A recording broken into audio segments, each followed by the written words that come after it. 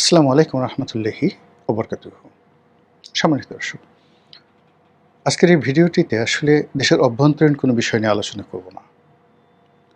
আলোচনা করব এই মুহূর্তে বাংলাদেশ, দেশের বাইরে যে সকল বন্ধু রাষ্ট্র রয়েছে, তাদের সঙ্গে আমাদের যে কি সব কৌশলগত সমস্যা তৈরি হয়েছে সেগুলো নিয়ে, আর এই সকল সমস্যার প্রেক্ষিতে এই মুহূর্তে বাংলাদেশের করণীয় কী, সেই বিষয়গুলো নিয়ে আলোচনা করব।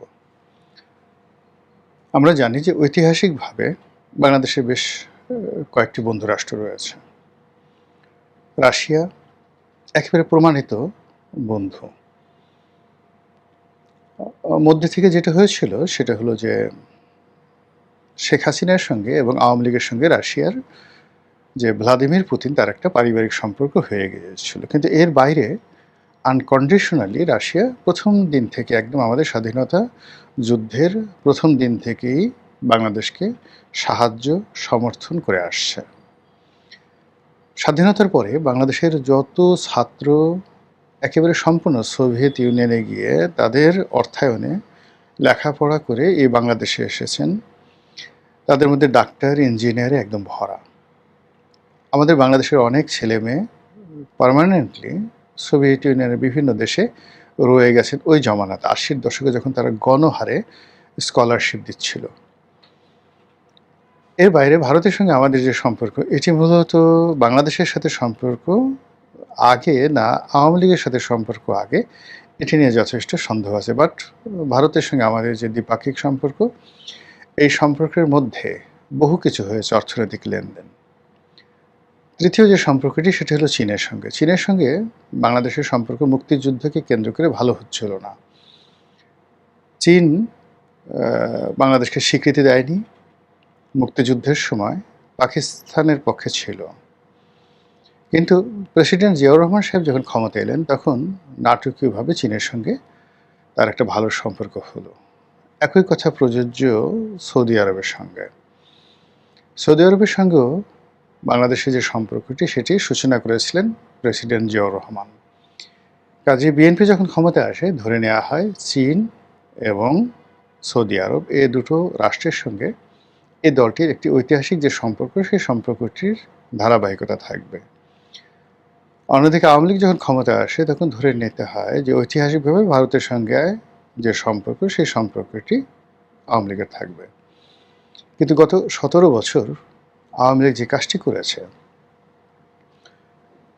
সেটি হলো যে সে শুধুমাত্র ভারতের সাথে তার বন্ধুত্ব সীমাবদ্ধ রাখেনি।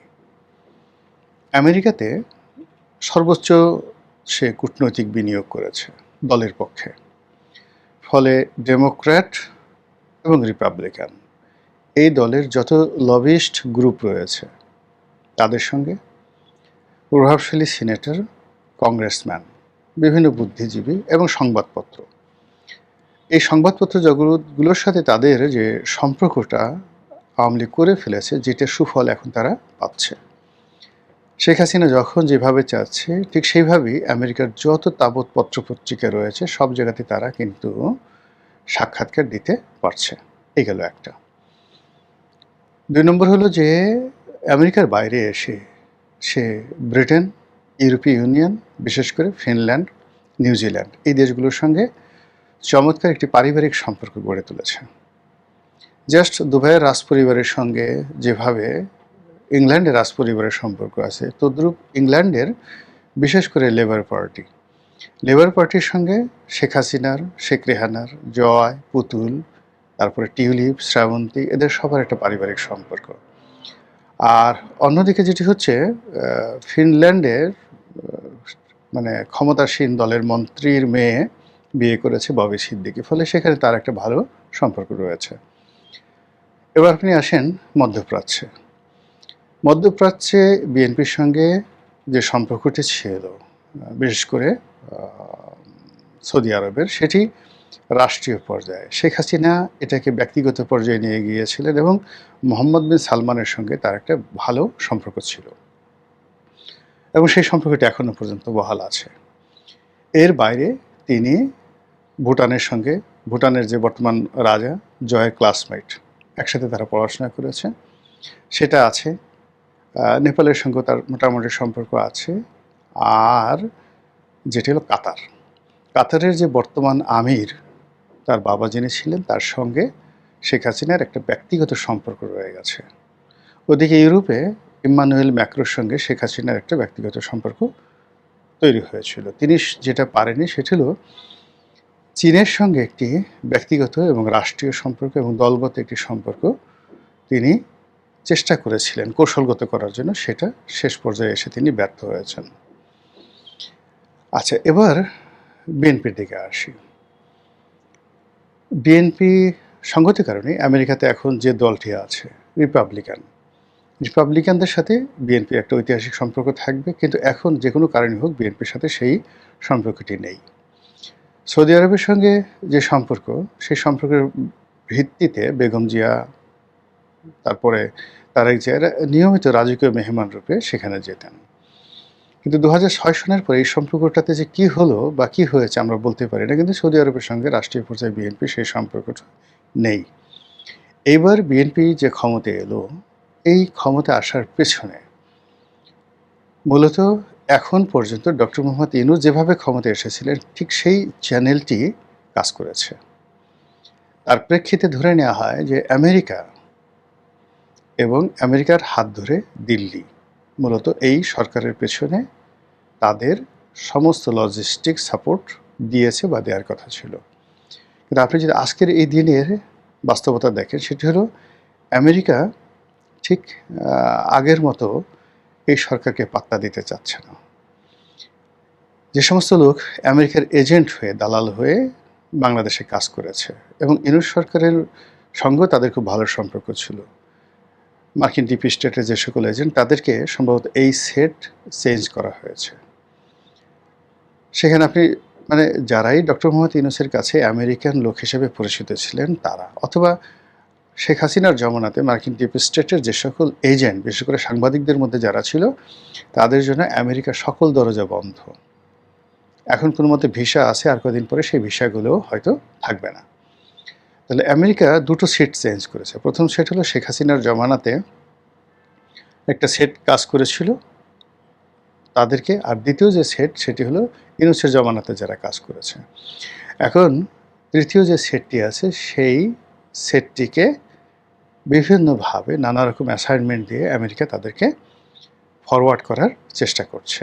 এটা কি করতে পারবে বা না পারবে সেটা বড় ব্যাপার নয়। কাজেই ডক্টর মোহাম্মদ ইউনূস সরকারের যে ধারাবাহিকতা ছিল পররাষ্ট্র নীতির ক্ষেত্রে আমেরিকা এবং ভারত, এটা বুমেরাং হয়ে গেছে।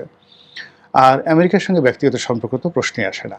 অন্যদিকে ভারতের পক্ষ থেকে যে গ্রিন সিগন্যাল ছিল, যেভাবে জয়শঙ্কর বাংলাদেশে এসেছিলেন, যেভাবে তারেক রহমান সাহেবকে সপরিবারে দাওয়াত দিয়েছিলেন, এই পুরো জিনিসগুলো এখন আর কাজ করছে না। অন্যদিকে চীনের সাথে যে সম্পর্ক হওয়ার কথা ছিল, সেখানে মার্কিন যুক্তরাষ্ট্রের সাথে যে চুক্তি, সেই চুক্তিটা যতক্ষণ পর্যন্ত বাংলাদেশ বাতিল করতে না পারছে ততক্ষণ পর্যন্ত চীনের সঙ্গে আসলে কৌশলগত সম্পর্ক হবে না।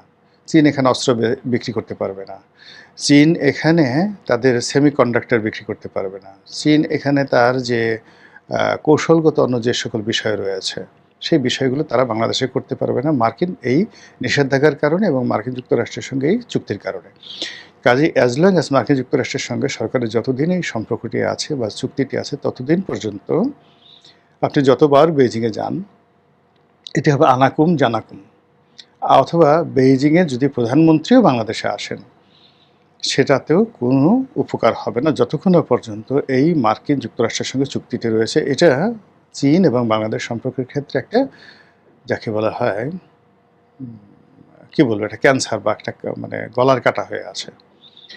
তো কাজেই এই মুহূর্তে বাংলাদেশে আসলে বন্ধু দরকার। এখন সেই বন্ধু কি রাশিয়া? এ কারণে খলিলুর রহমান কি রাশিয়াতে গেলেন? আমরা এখনো পর্যন্ত বলতে পারি না যে তার যাওয়ার আসলে উদ্দেশ্যটা কি।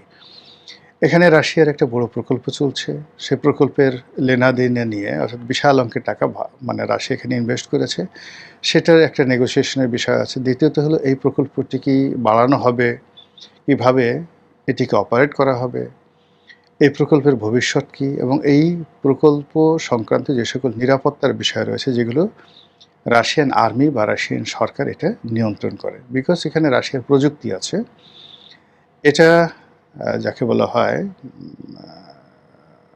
রাশিয়ার প্রযুক্তির পাশাপাশি রাশিয়ার ইউরেনিয়াম আছে। তো সেই ইউরেনিয়াম যেখানে প্রায় মানে একদম পিওর ইউরেনিয়াম, যেটা ইউরেনিয়াম বলা হয়, এটা থাকার কারণে কি হলো, এটার যাবতীয় নিরাপত্তার দায়িত্ব রাশিয়ান মিলিটারি বা ইন্টেলিজেন্স ডিপার্টমেন্টের। তো সেখানে বাংলাদেশের সঙ্গে আমেরিকার যে চুক্তি, সেই চুক্তির ফলে এই রাশিয়ার যে এখানে পরমাণু প্রযুক্তি, তাদের চুল্লি, তারপরে তাদের ইউরেনিয়াম, এটা কতটা নিরাপদ, এটা কতটা সুরক্ষিত, এই বিষয়গুলো রাশিয়ান সরকার 100% তারা নিশ্চয়তা চাইবে। নিশ্চয়তা না চাওয়া পর্যন্ত এটা আর শুরু করবে না। ফলে আমেরিকার সাথে বাংলাদেশের যে চুক্তি, এই চুক্তিটা যদি রাশিয়া বাংলাদেশের সম্পর্কের মধ্যে একটা বাধা হয়ে দাঁড়ায়, এটাও আশ্চর্যজনক কিছু হবে না। তো কাজেই এই মুহূর্তে যেটা হচ্ছে যে বাংলাদেশে বাজেট হচ্ছে, চমৎকার একটি বাজেট হচ্ছে, প্রত্যেকটা মানুষ খুশি, তার সঙ্গে সঙ্গে হেলথ কার্ড হচ্ছে, ইত্যাদি ইত্যাদি হচ্ছে। কিন্তু আন্তর্জাতিক অঙ্গনে আমাদের যে ব্যবসা বাণিজ্য, কূটনীতি, সব বিষয়ে যে জটিলতা দেখা দিয়েছে, সেই জটিলতার বোঝা মাথায় নিয়ে সরকার কিভাবে এগোয়, এটি এখন দেখার বিষয়। মহান আল্লাহ আমাদের সবাইকে হেদায়েত দান করুন এবং হেফাজত করুন। আসসালামু আলাইকুম ওয়া রাহমাতুল্লাহি ওয়া বারাকাতুহু।